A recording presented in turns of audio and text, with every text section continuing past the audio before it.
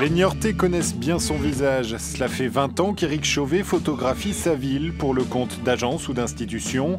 Mais depuis quelques mois, il délaisse ses objectifs et ses gros appareils photo pour faire de l'image avec cet outil bien plus commun, un téléphone mobile. Hop, on en fait une autre. Et forcément, comme tout le monde ou presque a ce même objet dans la poche, une petite communauté s'est créée qui s'intéresse à la question et partage ses photos sur les réseaux sociaux.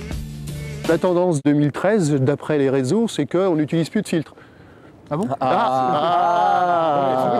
Mais non, c'est bon. Alors, retoucher sous Snapseed, mais pas utiliser de filtre.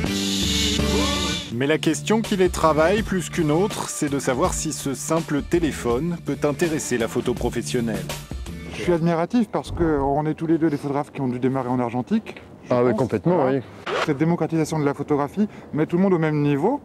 Et c'est difficile pour un photographe, sauf s'il a un œil, de se démarquer. J'en connais beaucoup qui vont après vers un réflexe.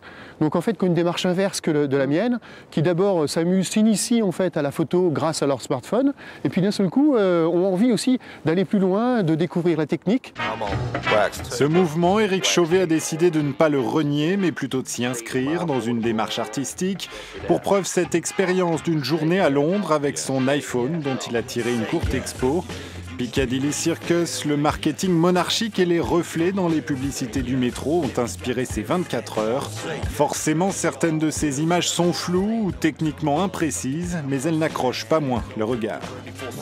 C'est un téléphone, donc le téléphone n'a pas les mêmes résultats qu'un réflexe.